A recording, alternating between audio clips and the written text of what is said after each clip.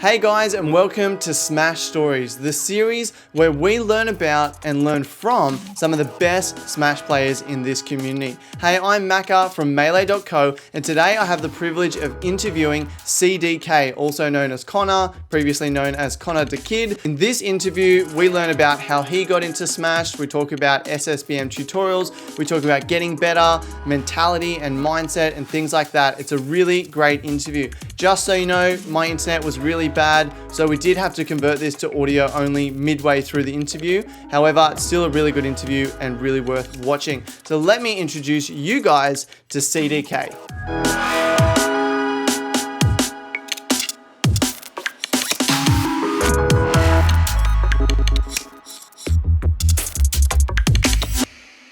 So I'm very happy to welcome with me today, Connor the Kid, CDK. Hey Connor, thanks for coming on today.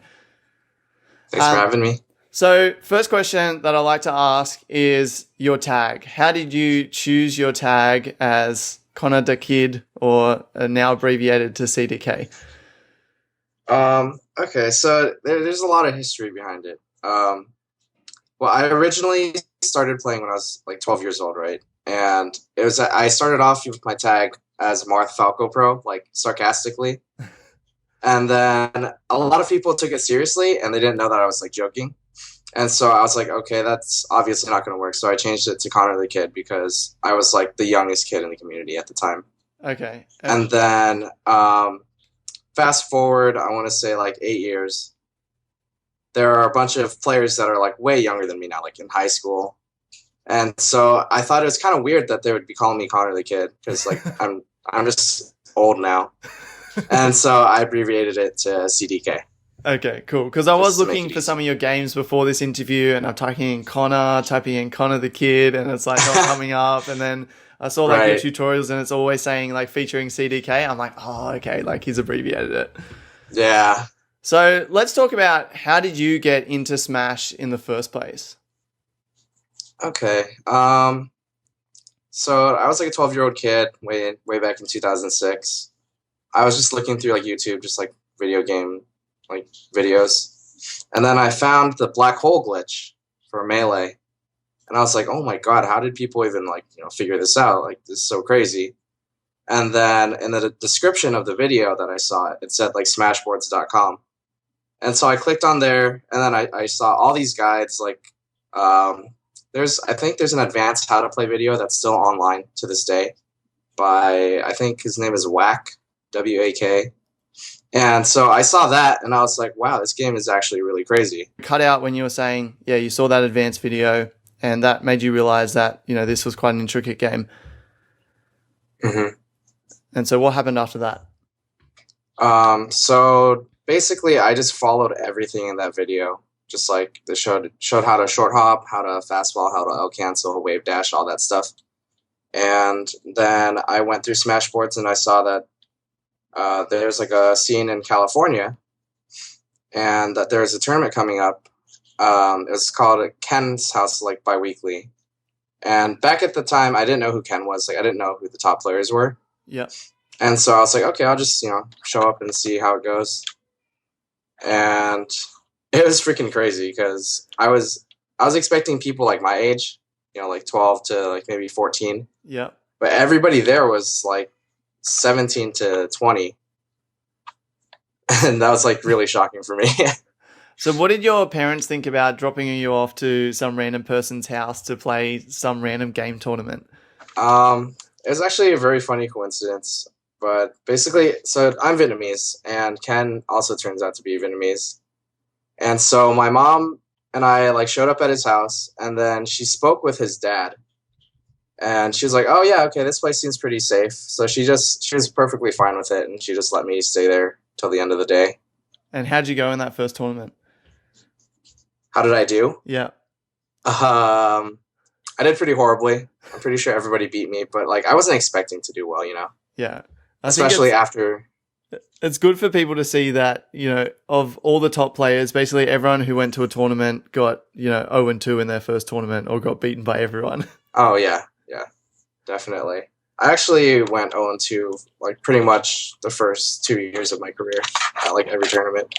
Really? So how Yeah. did you like stay motivated if you went Um, 0-2 for a couple of years? I was actually thinking about that recently because I feel like if I kept doing consistently bad like that now, I'd probably lose interest. But I think back then I was just kind of like, oh, I want to get good at this game. This game's really fun. I don't really care how I do, and so I just kept playing. I just wanted to get better. And back then, did you play as Fox or did you play as Peach No, or did you have a I different played character? as so when I first started, my tag was Marth Falco Pro, and so I played both Marth and Falco.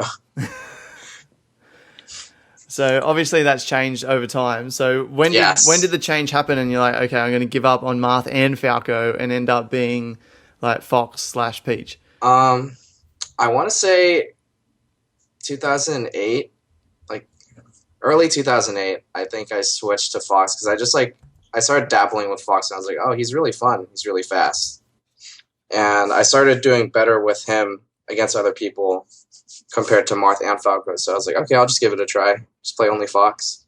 Yep. And then when did Peach come into the story for you? I want to say 2009. Pretty much similar. Similarly, I just dabbled with Peach in friendlies, and I found her to be really fun.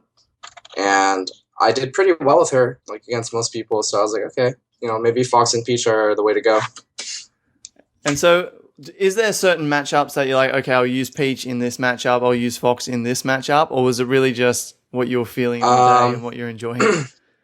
So originally, I picked up Peach mostly because I hated Fox Dittos. Yep. I just really did not like the matchup, and I would keep getting destroyed by Lucky and Lovage. Yep. And so I figured if I didn't like Fox Dittos, I could just try Peach for it, and I happened to be pretty good at that matchup with Peach back then. Yep. And then there's also Ice Climbers. It's just much easier with Peach than it is with Fox, and so I play Peach for that. Yep. And then I guess Fox for everything else.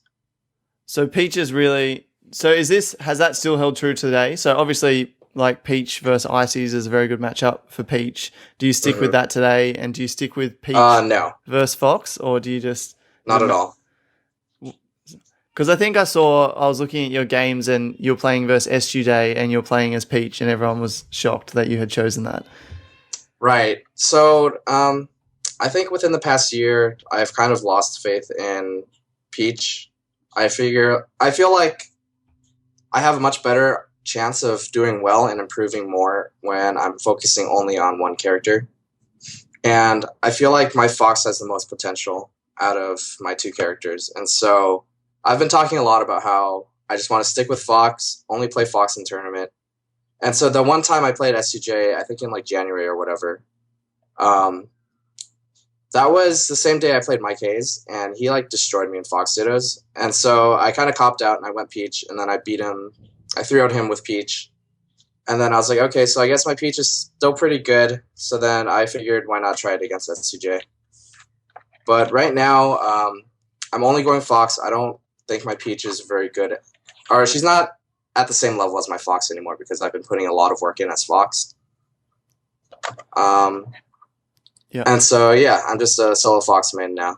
Okay, cool. And so you're ranked number 72 on the latest rankings list. What was the journey from like 2008, or 2009, you like switched to Fox Peach, and now you rank number 72. Like back in 2009, you had been 2 or 0-2 like almost every tournament. What was the progression for you like going from back then over the last 7 years or something like that, building your way up in the community and in the rankings and getting better? Was there a journey there? Well, okay, so I think there was a time period when I like switched to Fox, and out of nowhere I just started beating people, and I started getting good. And to this very day I still have no idea like what changed or what clicked. But so I spent my first 2 years going 0-2, and then I started getting pretty good in 2008, 2009. And then I got ranked in SoCal for the first time around that time period.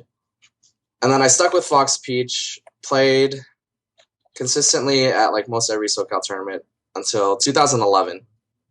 And then I stopped playing for a bit to focus on high school and like making sure that I got into a good college. Yep. And so I took a break. So I stopped playing from like 2000, late 2011, and then flash forward to, I want to say, Evo 2013. That's when I started getting like interest in Melee again. Yeah. And then a month after Evo 2013, they started Crimson Blur actually started hosting Super Smash Sundays, or SSS, at Super Arcade. Yep. And I don't know what happened, but I guess it was just the hype, seeing Mango win Evo. It was just really cool to see like Melee growing, and so I gained interest in competing again. This story seems to like be, because I've interviewed a couple of players so far, and a lot of them seem to be like, okay, I got into the game, I played it for a while, went to tournaments, and then ended up like having a break for 1 to 2 years or something like that. And it seems like I was interviewing Zoso the other day, and he was saying it was the same sort of thing. Like I think it was like 2011, he kind of gave up on it, and then 2013 saw Evo happening and kind of got back into it. Right. So is that happen with a lot of people? Like that era between 2011 and 13? Did what happened to Melee then, or is it just? Yeah, I think. Well, I can't say for like the general scene, but I think a lot of my SoCal friends like Kira, MacD, Psycho Midget, we all just kind of stopped playing in 2011 because it seemed like the scene was just kind of stagnating. Yeah. And SoCal kind of, I don't know, the tournaments got really boring. They were all hosted in like bad venues. It was always like the same 3 people winning. And so I think a lot of people just kind of lost interest. And then in 2013, we saw Melee kind of have a resurgence in popularity. Yeah. And more people were going to tournaments. Like way back when, like 2011, I want to say 30 to 40 man tournaments were like the standard, and like 40 man tournaments were like considered big. Yeah. But that's actually where we're at in our state in Australia, like Brisbane, which crazy. Is like the biggest city in Queensland. If we get a tournament, a big tournament for us is 40, and the standard tournament's like 20 to 30 people. So over 40 is considered good for us at the moment. That's really interesting. But we're like in the same situation as you're talking about back in 2011, where the tournaments, there's the same, like there's 2 players in our region who basically win every single tournament. Like last year, every tournament one of them attended, like they won. And so right. I think a lot of people feel like going to tournament just feels like giving them money. Right, exactly. So that's kind of the way it was back then for us, I think. Yeah. And so then Evo, I guess, brought it back for you and brought it back for a lot of people. And then have you been really into it since 2013, practicing a lot, going to a lot of tournaments? I've been really on and off. I've been focusing a lot on college. I want to say there were times where I was like super motivated, usually like during the summer before Evo, just whenever I had free time, because school is pretty stressful and it takes a lot of time out of my day.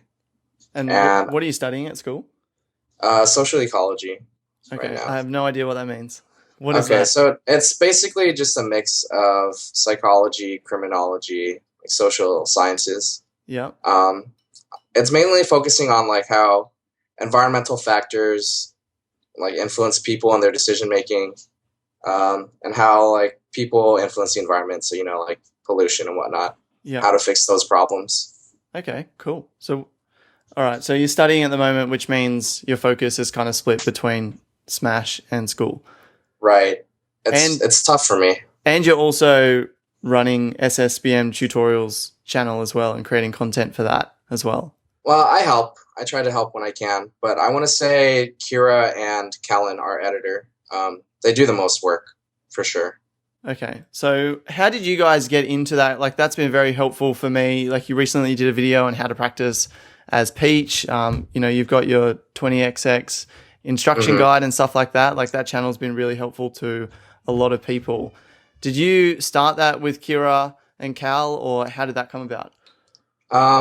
So I think Kira and Kellen, they saw an opportunity because, right, like I want to say about a year and a half ago, there's really no Melee tutorial like content creators.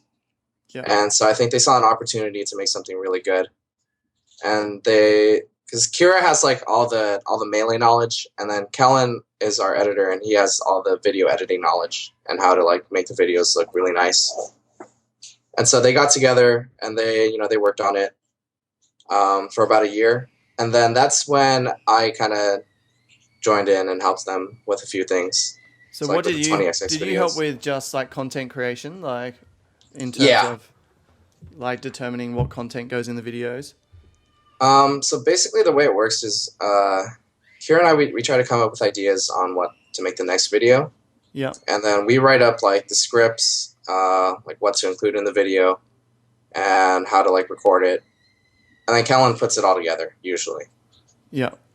Yeah, well, that's been super helpful. So thanks to all of you guys for doing Yeah, that. I'm glad to hear that. Yeah. So one of the things that's really hard for people to understand, especially, people like me who've only been playing for like a year, is the progression to actually getting good at this game. And like you talked about, like back in 2008 or 2009, like you made the switch and you just all of a sudden like started performing well in tournaments and stuff like that. Right. Do you have any advice for people out there who like want to get good and a strategic approach to that, or is it just still too hard for people to understand? How do we do this? How do we progress? No, it's definitely not too hard. I want to say if you're just starting out, the biggest thing is working on your movement, being able to move your character the way you want them to, not messing up your tech skill, like not missing L cancels, not messing up wave dashes, just being able to move faster. Yeah. That's the biggest thing for most new people before they can truly start to understand the game. And why do you think that is so important? Why practicing movement is really important? Yeah. And Well, like why being because faster is like important as probably the first step. then basically just having your movement good is kind of like the prerequisite, I would say, to getting good because like whenever new people ask me advice, I can never tell if like what they did was a decision making mistake or just a technical mistake. Yeah. And so just by like having your movement become solid and consistent, you can then focus on your decision making skills and like the mental aspects of play. Okay, so you're kind of ruling out like input errors and things like that when you meant to do Right. like a back air and you ended up doing a down air or something like Right. that. So so it removes like the situations where it's like, oh, I messed up a wave dash here, as opposed to like, oh, I chose to do this move when I should have done this move instead. Yeah. So in terms of like getting good at the game, because there are so many, like you talk to people and they talk about understanding the situations, what you can do in the situations, what your opponent can do, etc. But if you don't have the tech skill down to actually move the way you want, right, then you don't have all those options. Right. And also if you have like a game plan, but you can't do the the inputs required to execute that game plan, like it's just going to be all for naught. Yeah. I was talking to like Ladandis, and one of the things he was saying to me was like, in terms of like match analysis of your own matches and stuff like that, he's like, when you're starting out at the game, it's so important that you like expand your options as to what you can do, like try and work out more and more things that your character can do rather than just working out what you shouldn't do. And so like, I don't know, I kind of feel like that's the same as what you were saying. Like if you improve your movement and you can actually move properly, then I guess you can move on to that and to understand what you can do in each situation and stuff like that. Right, exactly. So did you take that approach? Because obviously as a 12-year-old kid, were you thinking, oh yeah, I'll practice my tech skill and grind tech skill for hours? Or did you just play at tournaments or with friends or against the computer? Well, okay, so honestly, when I was a little kid, I really did not have any game plan on improving. I just really loved playing, and that enjoyment like gave me the desire to keep like focusing on improving. Yeah. And so most of the time, because I didn't really have access to people to play with, like during weekdays, I would just grind tech skill for hours. I remember like I would come home from school, eat dinner, and then just play Melee by myself till maybe from like 7 to like 10. Yeah. Like almost every day. That's so much time to put into it. That's good. Well, I mean, yeah, I was in middle school, so I didn't really have much else to do. Yeah. And so that's like kind of how I started getting better. It was just like being technical, getting my movement down. Yeah. And then I want to say like in 2008, that's like when I started getting good, that was when I started to think more about uh, the game in terms of like decision making and knowing what to do in certain situations that come up. Yeah. So I wonder if this is the progression like you're talking about where those first 2 years you did grind, like, you played at home and grinded tech and stuff like that. And then you had your movement down well enough in 2008, 2009 to actually apply that to the game and to begin learning those situations and what your options are. Yeah. Yeah. I want to say I want to say like probably my first few years I went 0-2 because I was just a mindless button presser. so so in 2008, like when I started to think more about the game, in terms of not just like, oh, I'm going to wave shine this guy, instead like, oh, last time this situation happened, he did this, I'm going to counter that. Yeah.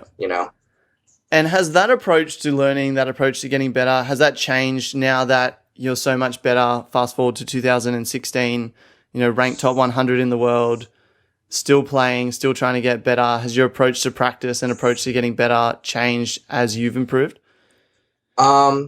So right now my practice routine is typically whenever I have time. I try to do at least 30 minutes a day of just practicing tech skill, keeping my muscle memory fresh, my movement good. Yeah. Just so that I don't have to worry about that like before a tournament happens. And then whenever I can, I try to watch matches and I try to think about, I try to analyze matches in terms of like, oh, what did this person do? What could they have done better? Or like, what are my mistakes in this match?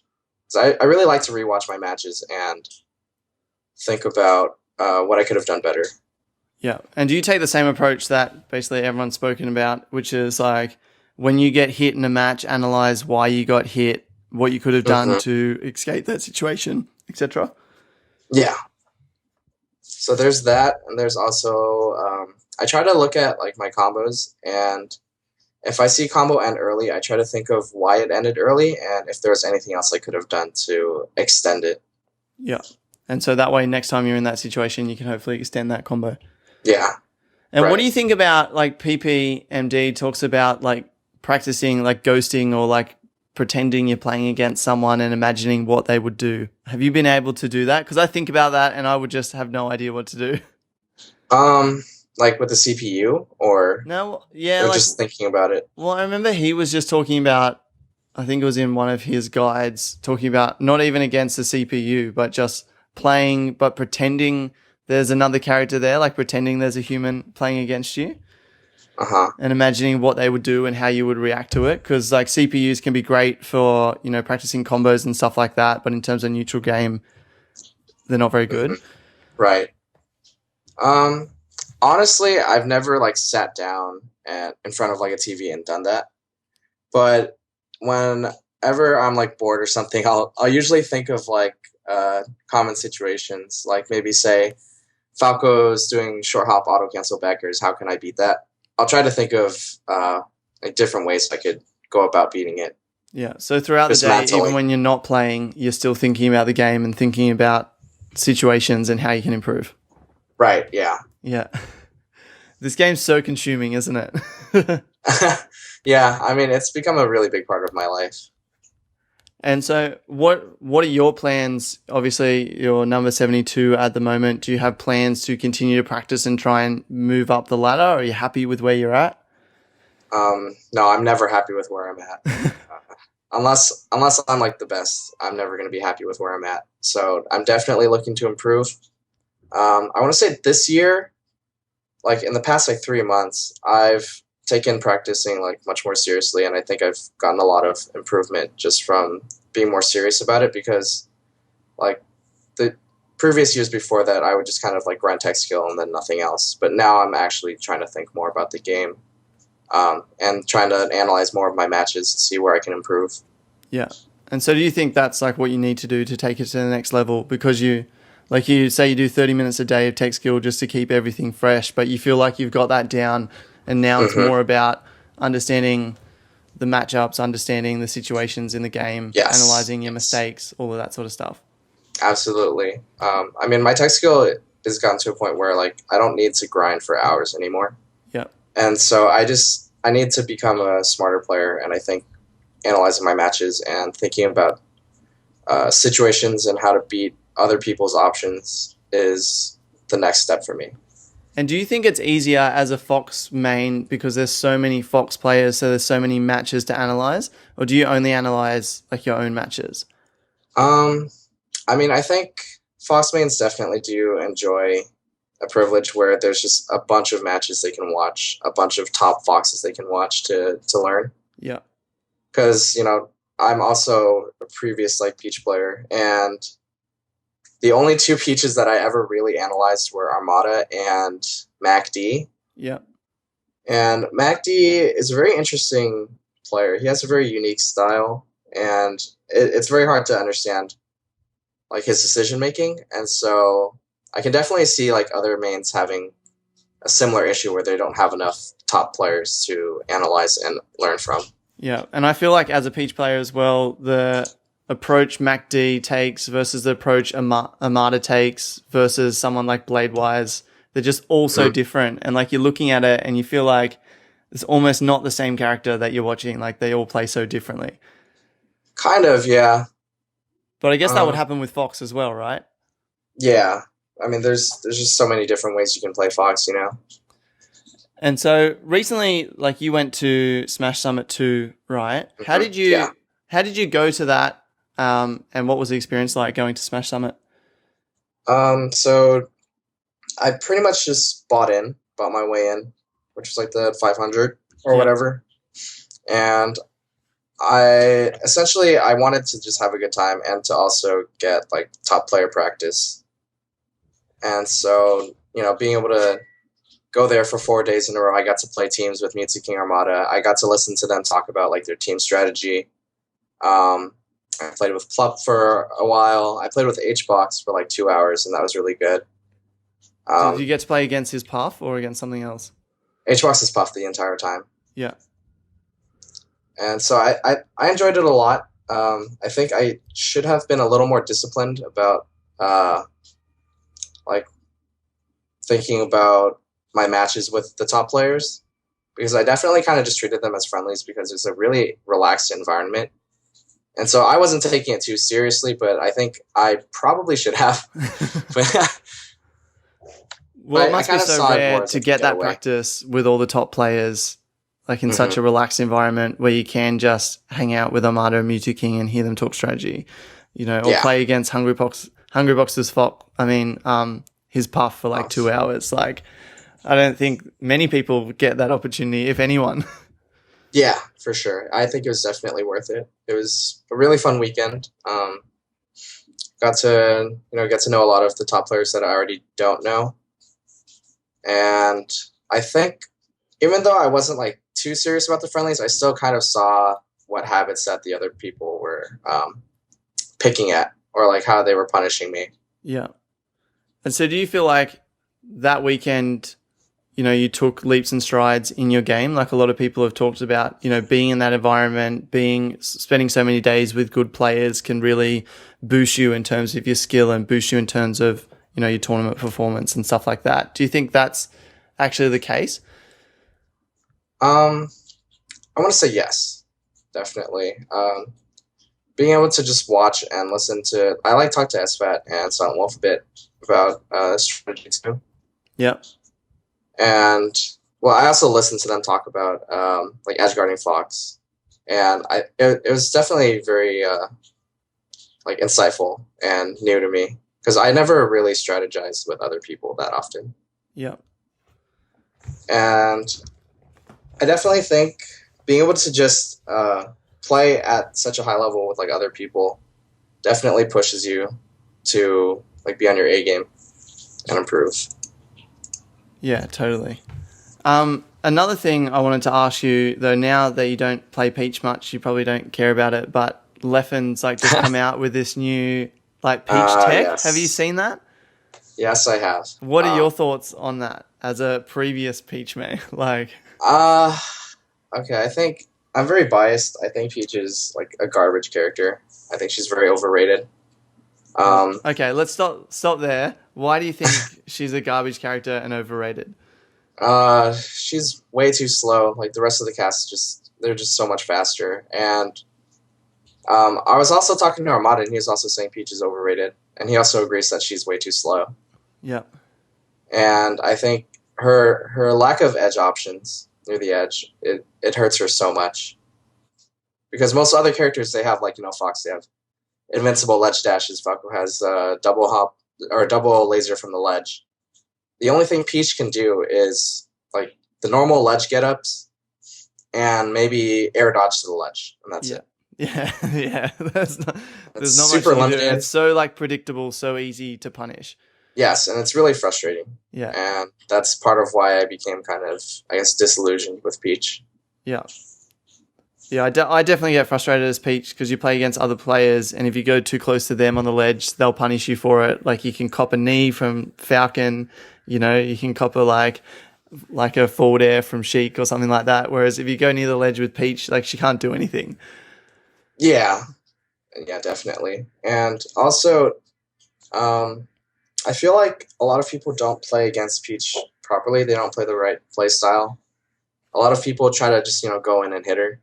But if you play campy and just kind of like a runaway game where you make her approach you, it's very frustrating for the Peach, and it's very hard in some matchups. Yeah, it's very hard because Peach is so slow, right? And you can basically see and react to everything she's doing. Yeah.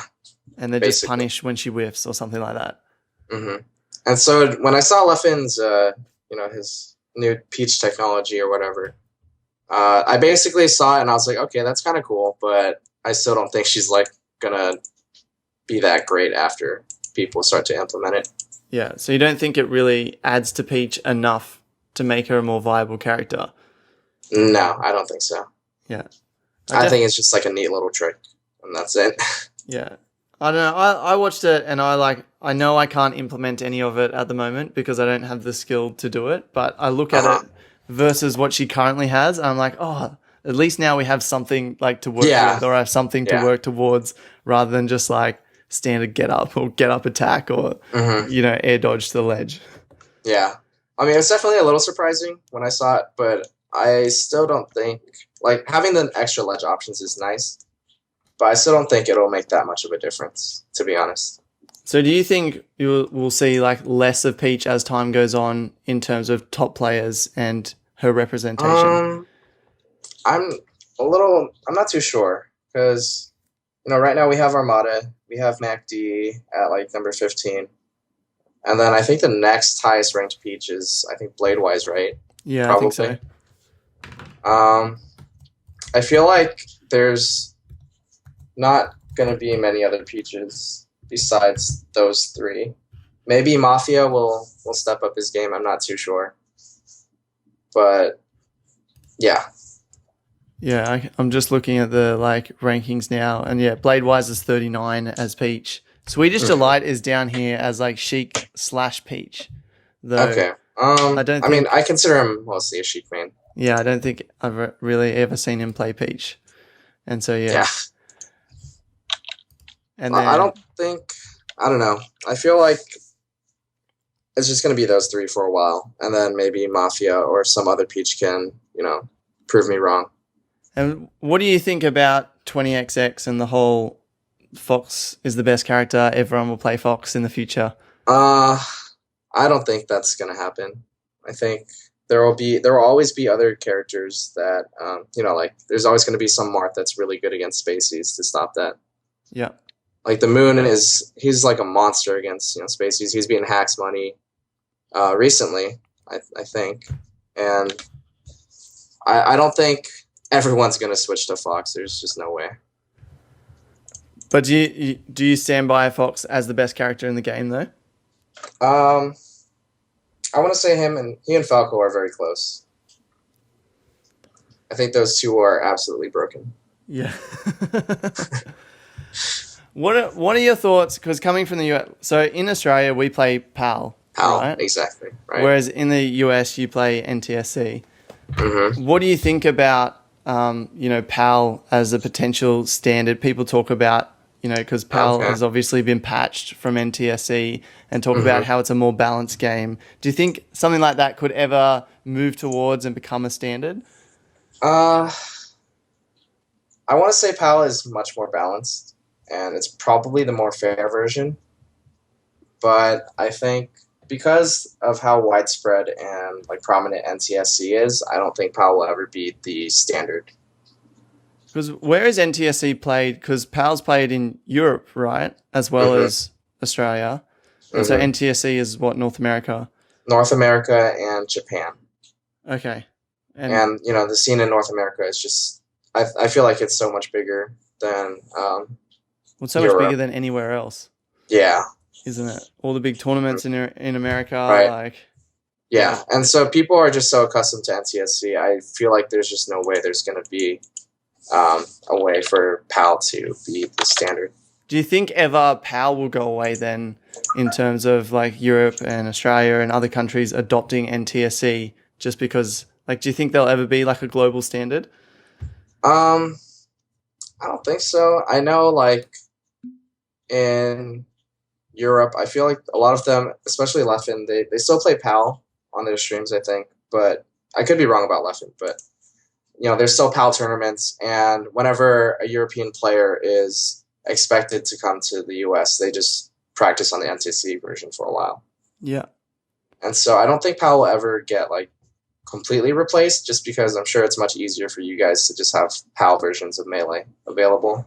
Yeah. Well, it's cheaper now to buy a Wii and to get 20XX than it is to Oh, buy a GameCube and to get the game and stuff like that. okay, that makes things a little complicated then. I don't know then. I Yeah. guess. I don't know. All of our tournaments and stuff, we like all the major matches are played on GameCubes. Like you can set like your Wii to play the PAL version, so like you can do it. But yeah, like to buy a Wii would cost like 30 Australian dollars, and to get like a GameCube and a game, you're looking at kind of like moving up towards like 100 Australian dollars in order to get it. Dang, that's crazy. So I don't know. We'll see what happens. Yeah. Like I think I've run out of questions to ask Okay. you. All right. I guess. Yeah. Is there anything that you think I should have asked? Is there any shout outs that you want to give? What, what do I think you should have asked?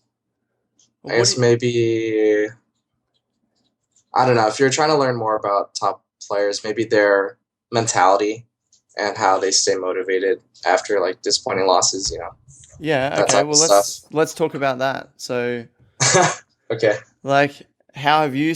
Because I would imagine it would be quite hard being ranked like 72. Like you're quite high in terms of the world, but then in terms of like America, like there's so many good players ahead of you that you would get beaten at. So I would imagine that you would win local tournaments and things like that. But as soon as you go to the world stage, it would be very difficult for you. Is that right?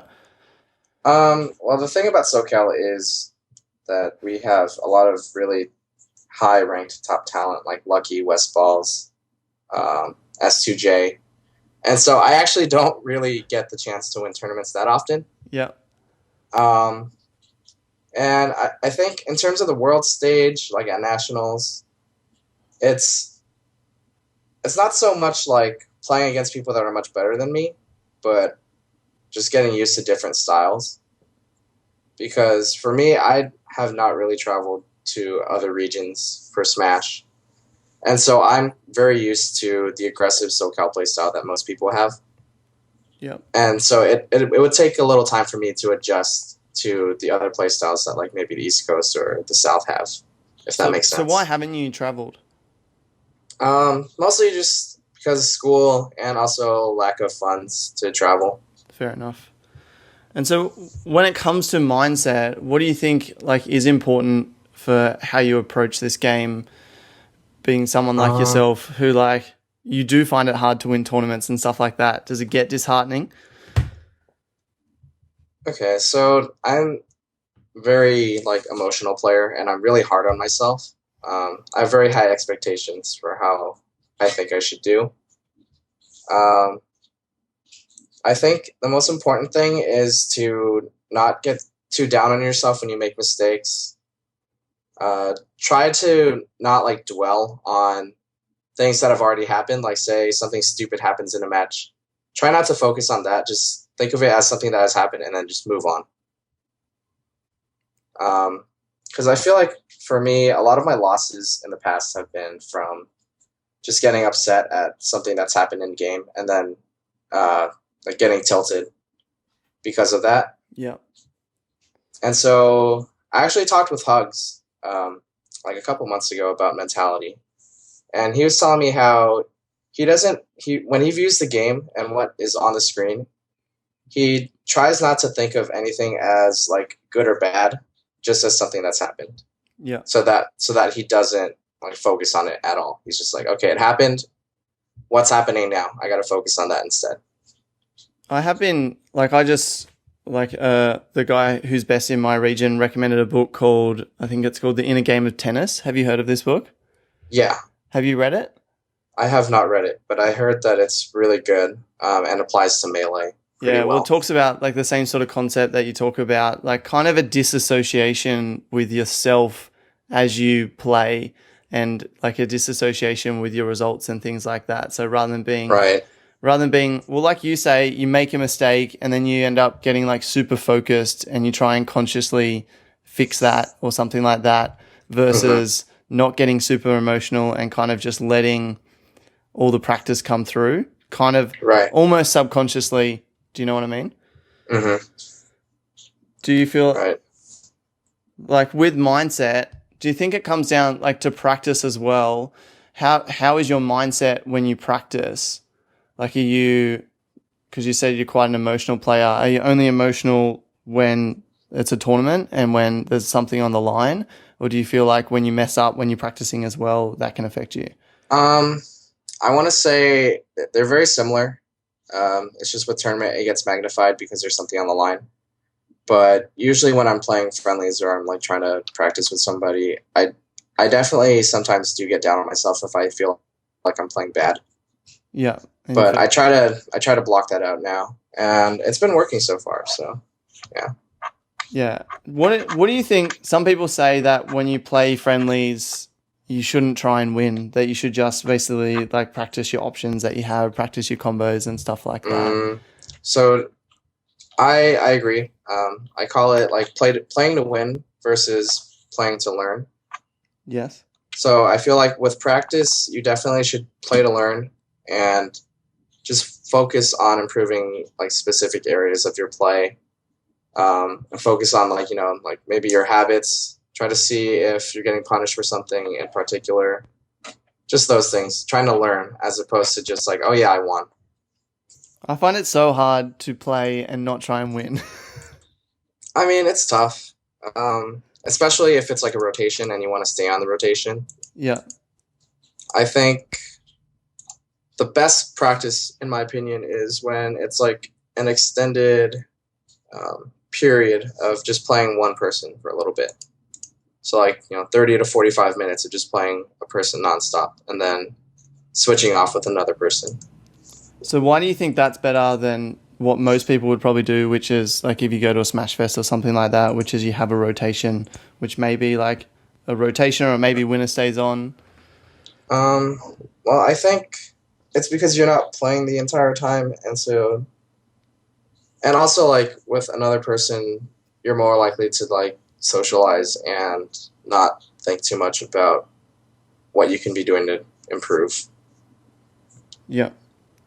And I think like maybe playing against someone else for half an hour, you would start to see your habits come through. Yeah. Or start to see things that are or aren't working come through more over half an hour of gameplay than just playing like a 4-stock game. Mm-hmm. Yeah, that's definitely true. I think if you just play with somebody for an extended amount of time, I think it's good because I don't know how to word it.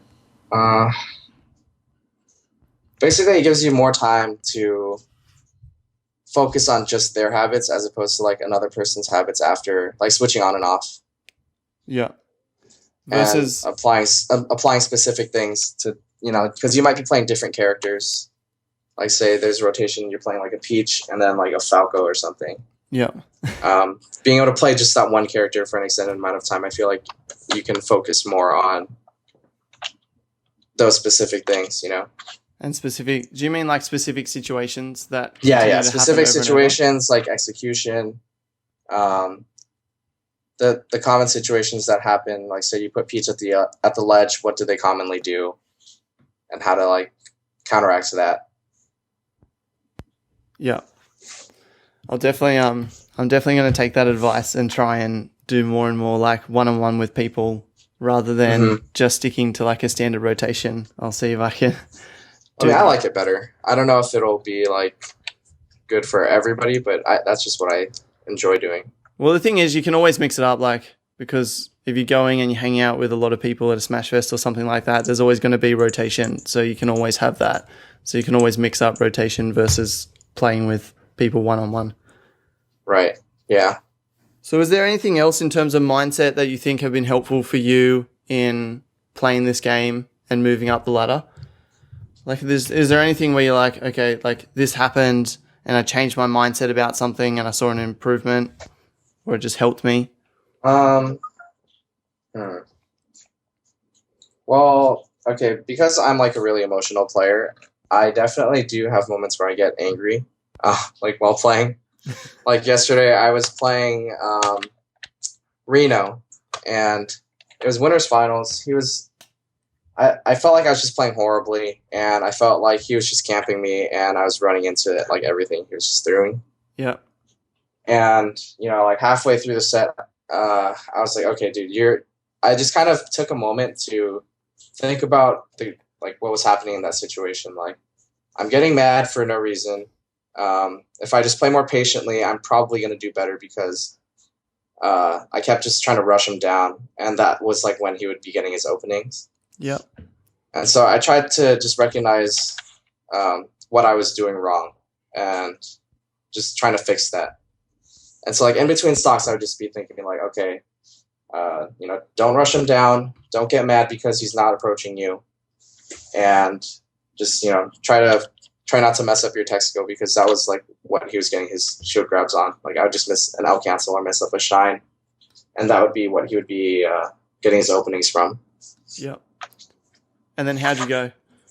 I ended up beating him 3-2 in winners finals. Nice. Thanks. Yeah. And then did you have to face him again in grand finals? No, he ended up losing to Captain Face Roll in losers finals, and then I played Face Roll, obviously. Yeah.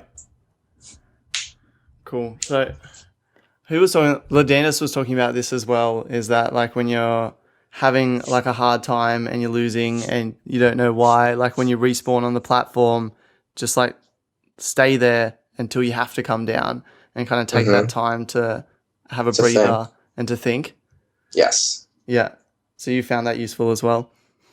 Yeah, definitely. I feel like if ever you're feeling like nervous or you're down and you don't know why, I think it's always good to just kind of take a breather, think about what's going wrong, and trying to fix that.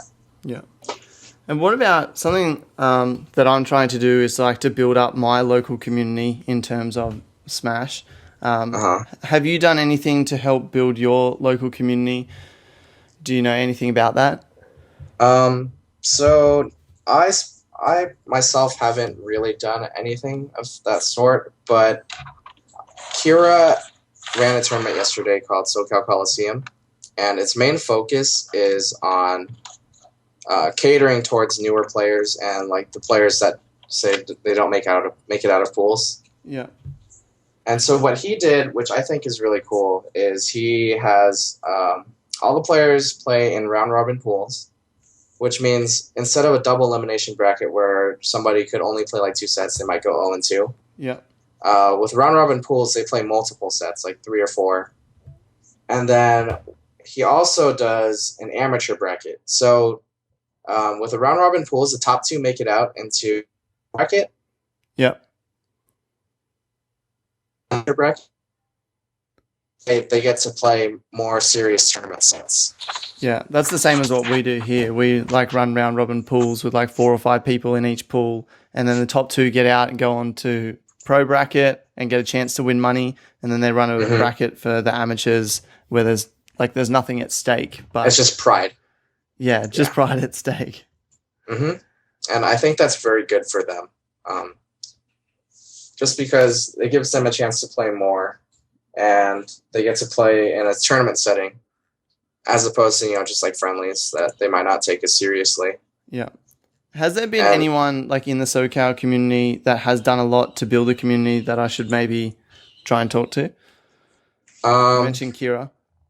Cura is a big one. I want to say Crimson Blur helped, like in 2000. Part of the reason why I stopped playing in 2011 was because all the tournaments were like just horrible. They were just in bad venues. They were poorly run. And when Crimson Blur started hosting Super Smash Sundays, I felt like that was when SoCal kind of had like a legit tournament series. And so I think you should definitely talk to Crimson Blur. Yeah. He's definitely a big part of the growth in SoCal. MacD also runs the Mayhem monthly series, and those are always really well run. Arguably more well run than Super Smash Sundays, but you didn't hear that from me. Lucky this isn't recorded, hey? Yeah, so those two are definitely, I think, huge parts of why SoCal's grown to be so huge. Is just having those good tournaments that you can go to. Good tournaments, yes, for sure. So I run, like I've just started running like a tournament on the Gold Coast here. What is the difference? Like you say, back in 2011, the tournaments were horrible. So like bad venue, poorly run, and now you've got these good tournaments like Super Smash Sundays, Mayhem, etc. What is the difference, like from a player's perspective, as one of the top players in the region? Like, what is the difference between a good tournament and a bad tournament? What makes something good versus what makes it bad? Okay, well, I think venue is like the biggest thing. So back then in 2011, we would just have like house tournaments or card shop tournaments, and they were like all right. But looking back on it now, I think they were just horrible because there's just no space. It was always really hot. There's no like good ventilation or like air conditioning or anything. Which and also makes it quite smelly. Smelly, yes, yes. And yeah, I'm well experienced with that. Yeah. And then also, there's just like a lack of setups, and I don't know. People just did not know how to run brackets back then because like a 40-man local, like double elimination bracket, would take the whole day. Whereas now at like SSS, one pool is a 40-man bracket, and that's done in like 2 hours. Yeah. So I think they were just very inefficient. There's not enough setups, not enough room. But now, like with Super Smash Sundays and Mayhem, there's usually always like plenty of room. SSS is actually hosted at Cal Poly Pomona, which is actually where they held one of the Evos like way back in the day. So it's a really nice venue, and it's air conditioned. It's never like too hot. And I think that brackets are just run much quicker, even though they could be run quicker than they are now. So do you think like faster brackets, moving through the brackets faster is like a key point to like having a better tournament? Well, I mean, I just appreciate, finishing the tournament and getting home at a reasonable time. Yes. I totally agree with you. So I'm running because I run my own business. I got 3 kids. There's not a lot of weekend tournaments that I can like go to and like disappear from my family for like extended periods of time. So we like had a Smash Fest like on every Tuesday night anyway. So I decided to turn one of those into a tournament. And one of my things as like the TO is like, yeah, I want this to finish on like a reasonable hour, so people can feel like they can come and go home at a reasonable time. Right. But then once it gets into like the top players playing and they want to stay late anyway, they kind of fight me on it because they're like, well, everyone's staying till like 11 p.m. anyway. Why do we have to finish the bracket? So like try and finish it at 9:30. So that's something, I don't know. It's just something I'm working with at the moment. So like you're saying, so we talked about like bad tournaments. So like bad space, hot, smelly, lack of setups, like inefficiently run bracket that takes ages. Is like a good tournament just the opposite of that? Like a nicer venue? I'm trying to think. I want to say, nicer venue. There's much more setups now. Um, Things are just run much more efficiently. Is there anything I else guess that makes it like better? Like, do they have big screens of like the main matches? Oh yes, Or, having a projector is also really cool, just so that people can watch all the streamed matches and get hype. Because usually, like at SSS, one of the cool things is like when top 8 starts, there's actually like a seating section in the middle. Yeah. Where everybody sits down and they all collectively watch the top 8 matches on a projector screen. Yeah. And I think that's really cool. How many people usually like attend an SSS? You used to get huge numbers, like 160-ish. I want to say average would probably be like 120 now, maybe 110. Yeah. That's pretty good for our standards. Yeah, still pretty good, yeah. Mayhem, I want to say, also gets similar numbers. There was one tournament before Evo. I think it was July of 2015, where it was insane. There was like 330 entrants, and I helped McCain run that tournament, and we somehow finished it at a reasonable hour, and I was really proud of that. Yeah, it's not easy running tournaments. It's very difficult. Yeah, for sure. It's very hard work. And it sucks sometimes as a player because you're like, I want to like run this tournament so the scene has this tournament, but I also want to compete. And you generally can't compete at your best when you're also running the tournament. Absolutely. Yeah, I've seen MacD have that problem. Even Kira yesterday, he was absolutely exhausted by the end of the day. Yeah. And he tried to compete, and it just felt like he was kind of off. And I don't blame him. Like he had to deal with everything else in addition to competing. Totally. Like I ran I've only run one, so I run it like last month, and the first time I like touched a controller was in like my first match, like a bracket match, and I got absolutely destroyed. Yeah, that's rough. Because like I hadn't done any like not even hand warmers, like I just went straight into it, and I didn't realize till it was like I was down 4 stocks to 1. I'm like shivers. I like probably should have played some friendlies or like at least done some hand waters before starting this. So I don't know. That's something I'll keep in mind next time. Yeah, I mean, it's definitely tough because as a TO, you have to worry about meeting everyone else's needs before your own. Yeah. Do you think, like, as someone, who's, like, quite well known in the community, like, you're well known for your tutorials and things like that, do you think, like, I was just going to ask, like, is there anything, the broader global community, do you think there's something that that would help it grow or that the community needs in terms of, like tutorials, in terms of content, in terms of, I don't know, anything? Like, are there any ideas that we can give to people out there who may want to help out or do something? I guess, I don't know, because one issue that we have with SSBF tutorials is we try to think of tutorial ideas that are accessible to like anyone and everyone. Yeah. So, like how to short hop double laser, that is probably too advanced and probably does not get a general broader audience as opposed to, the people that are already competing. Yes. And so I think what we want to do what we would want to do to make the community bigger is to try to make it more accessible to the newer players or people that are potentially interested. And I think just like catering to the newer players, doing round robin pools and amateur bracket, I think that's a very big part of helping newer players get into the community and also stay motivated to keep playing. Yeah, by like giving them lots of games to play, giving them content that they can watch and understand and potentially implement versus really difficult stuff. Yeah, but you also don't want to like sacrifice tournament quality for those things. Yeah. So like you don't want to do all of that and have the tournament end at like 3 a.m. So there's definitely like, if you have the time and like the resources to do it, I think doing that, like round robin pools and amateur bracket, to help the noobs and the like relatively new players get more experience and also have a more enjoyable time there. Yeah. Because really so much does hinge on like the new players who are coming into the community. Like I've only come in the last year, like Smash has grown significantly in the last like probably 3 years. And that's all like, you know, a lot of that's from new players coming in. And as soon as you stop having new players and like there's always people who give up on the game, the scene will just, I guess, dwindle. Yes. Yeah, for sure. How do you get like new players into the community?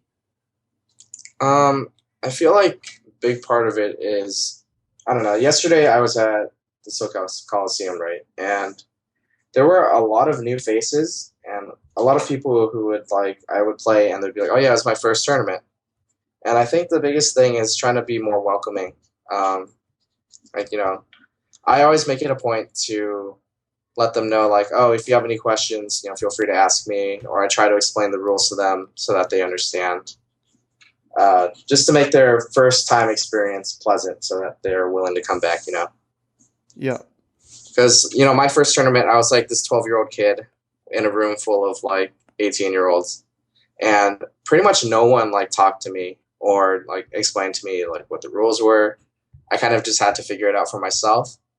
And I was definitely like pretty scared like for my first tournament. And I always remember that feeling when somebody tells me it's their first tournament and I try to, I don't know, like take them under my wing and let them know that like I'm there to help them out if they need it. Yeah. Just be welcoming like that. I'm surprised you stuck around as a 12-year-old kid if you went to the tournament and like no one talked to you. And like it is nerve-wracking like when you don't know like how to strike stages at the start and like what the rules are. Is it a best of three, you know, like all this sort of stuff. Yeah. I mean, I guess I just really loved playing the game. Like, that's the only reason why I can think of. Yeah.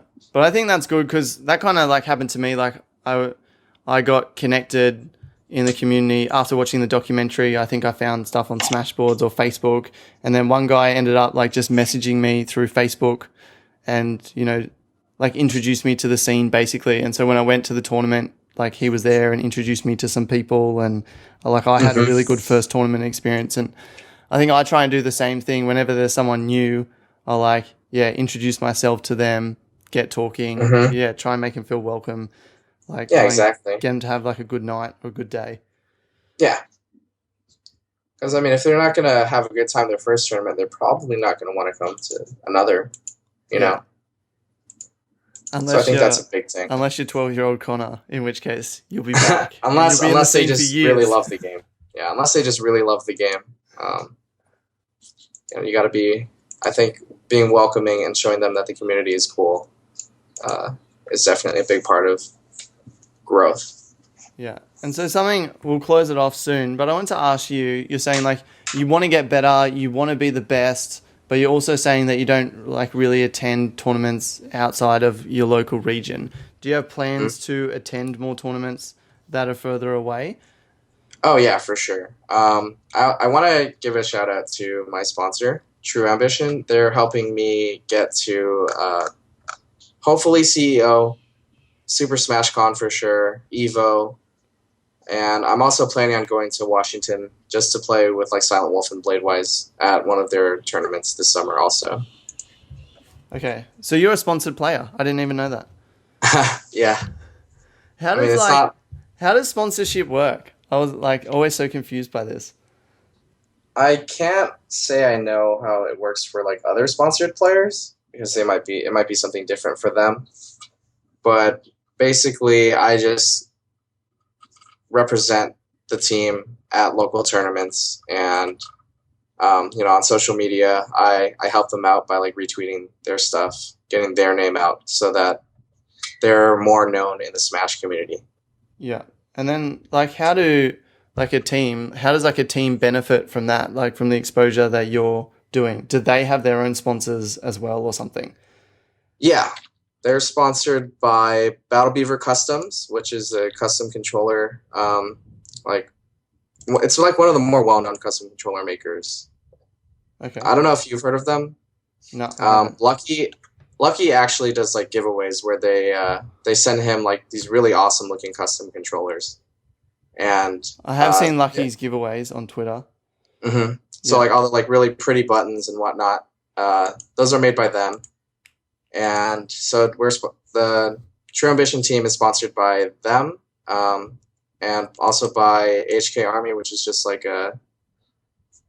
accessories and like apparel for the team and whatnot. And so I think just having social media exposure and also like the results from the players to back up like their reputation helps them.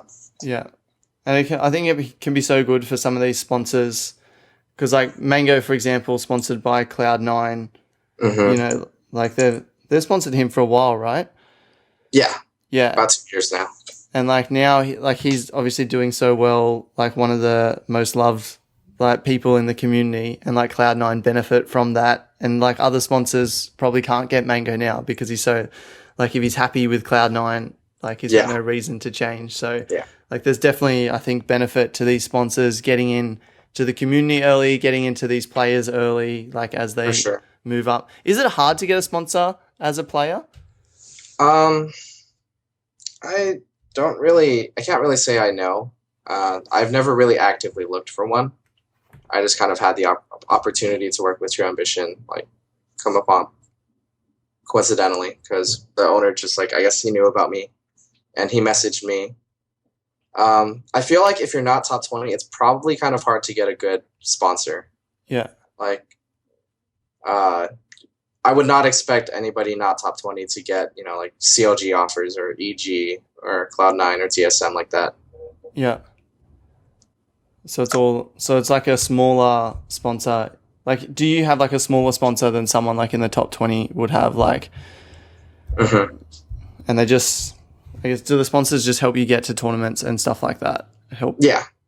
So with True Ambition, I got a really cool custom controller that works really well. I actually like it more than my previous controller. And I also get, you know, like their jersey to rep them. They help me pay for entry to local events. They also help for traveling to national events and all that. Yeah. Do you think sponsors will like play a major role as we move forward? That like more of the top 100 will start getting sponsored and like therefore be able to attend more events?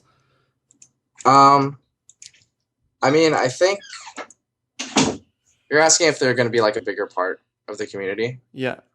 I'm not too sure. I mean, I feel like over the past 2 years, there's been more and more sponsors, and they definitely have helped people focus on Smash full time instead of just, you know, treating it as a hobby.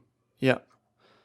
Because, you know, like Mango, I don't think he would be able to do Smash full time unless he had, you know, the Twitch sub following and like the Cloud9 payments and his winnings. Yeah. Or I know SFAT right now, he's doing like school part-time. He's actually focusing more on Smash. And I'm assuming, I don't know like the specifics of his CLG sponsorship, but I think his pay with CLG probably helps him out with that. So he doesn't have to worry about school too much. Yeah. Oh, well, it'd be exciting to watch to see like if the community continues to grow and if therefore, obviously if there's more attention on the community, then more money tends to flow in because companies want to get access to that attention. For sure. I mean, there's been, you know, within the past like 12 months, there's been Smash Summit, like 2 Smash Summits, like DreamHack and Evo. They all had like tens of thousands of dollars, like prize pool. And so the community is definitely growing in terms of money and like money flowing into it. And so I think sponsors will definitely be looking into getting into Melee. Yeah, and hopefully like that will help grow. Well, like the scene, like even you're seeing like the top players, right? Like Armada, Hungrybox, or not Hungrybox, but like Mango and stuff like that. Like now, like playing full time, and then hopefully more and more of the top 100 will be able to get sponsors and to be able to play more to improve their game. And so then for the viewers like us or like me, you know, we'll have like even better matches because these people are dedicated to it. And hopefully like over time we'll see like we've had the 5 gods like quite stagnant. Like everyone, like it's always Hungrybox, Armada and Mango basically in the top 3. It'll be interesting to see if over time that will change as people can dedicate to it full time. Well, I think it's definitely changing right now. Like Plup has definitely been really close to beating Mango multiple times now. I know SFAT's beaten Leffen. So I think the gap between the gods, like the 5 gods and the rest of the players, I think it's definitely closing in. as more and more people are focusing on Melee full time. Yeah, it'd be good to watch. Didn't Duck just beat Leffen as well? Was that Duck beat Leffen. He's been making strides, and he's actually unsponsored. really? Yeah, so I think he'll have an opportunity with a good sponsor soon. He's been getting the results. He's been doing really well lately, and he was actually the only unsponsored player at Summit too. So everyone else was sponsored. Yeah. What do you think of Samus as a main? I mean, I think it's fine. I don't know. Can you be more like specific? Well, I was listening to Hugs talk, and he was talking about how he doesn't think the tier list is going to change, or that Samus will change on the tier list. But as more and more people get into this game, more and more people focus on characters outside of Fox. Yeah. That like the tier list probably won't change in terms of ranking, but it'll expand in terms of viability. So like Samus is becoming more viable. Okay. As a player, and it may extend out. Like even Pikachu as well with Axe. No one ever really considered Pikachu a viable player until Axe. Right. Well, I think the thing is, I don't know. I feel like those characters they'll definitely be in like the similar spots that they are right now in terms of tier list. But I think just having more people playing those characters, maybe they'll be more developed. Does that make sense? Yes. People just kind of mess around with the characters, discover new things with them. Pretty much that. Yeah, well, I guess like with Axe, so much has been developed and like created and innovated with Pikachu that would never have happened if someone didn't take this character seriously. Right. Yeah. Like, is he the only Pikachu in like the top 100? I think he probably is. Yeah, I mean, I don't really think Pikachu is that viable of a character, but it's just more so Axe is just an incredible player. Well, it'd be interesting to see like how things change over time, because I think top players do affect what characters newer players pick up. So like if people watching Hungry Box play might pick up Puff, or people watching Amada might be inspired to play Peach. Like I know for me, I had chosen Peach, but then that was before I knew about the pro players, and then saw Amada playing Peach, and I was like, okay, sweet. I'm like pretty happy with my character. Whereas if I hadn't seen like someone play Peach well, then chances are I would have moved on to someone else. Mm-hmm. So yeah. Well, I mean, I feel like with Axe or like say Hungry Box, I think they're just kind of special cases. I know there's been some debate with like a few people I know in SoCal where they're talking about how like they're questioning if Puff is really that good, just because our Hungry Box is the only one that's like doing super well. Because the next best Puff after that is like I think Tech or Prince Abu, who are like in the 40s or 50s in the rankings. And so there's definitely been like people questioning like, oh, is Puff really that good, or is Hungry Box just that amazing? Yeah. So you think like with Hungry Box, with Axe, etc., they're just freak players, and they've kind of like learned their character so well, but the character's not actually that good. Right. Like they're just that good that they can make a character work. I mean, I could be wrong. I don't know. It just seems that way because there's so few other like really successful Puffs or Pikachu mains. Yeah. All right. Well, we might finish it off there. It's been a bit over an hour. I really appreciate your time. Appreciate you coming on. Where can people go to find you if they want to connect with you or follow you as you continue to compete? Okay.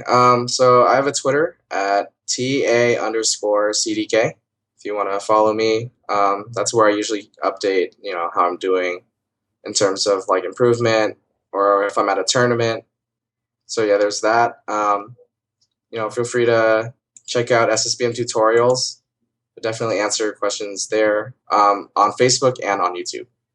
Okay, definitely. I would, and I definitely vouch for SSBM tutorials. It's been super useful to me.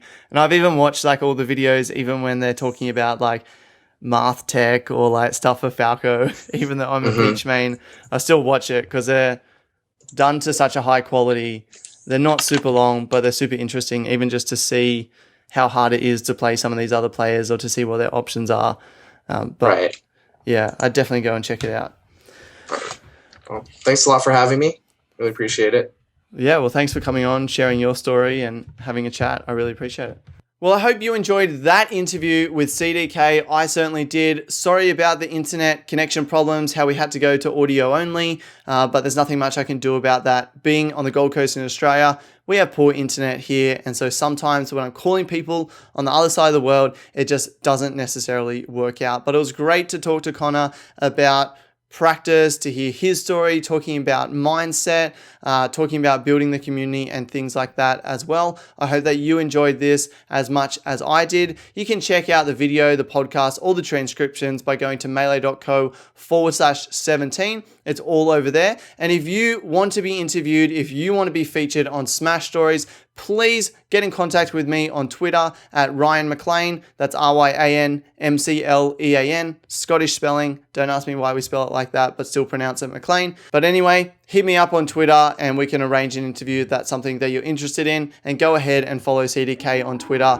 at TA_CDK and watch and barrack for him in the tournaments that he's going to in the future. I hope that you enjoyed this episode of Smash Stories. In the next one that we have coming up, we interview Wife. This is someone that I'm really excited to interview, someone that has brought so much passion to this community, so much passion to this game. So I get to sit down and talk to him about life in the early days, talk through when the bubble burst in Melee and it was the dead days of Melee, and we move on from there and talk about a whole bunch of different things. So that's what's coming up in Smash Stories, so stay tuned for that. And until next time, keep calm and play Melee.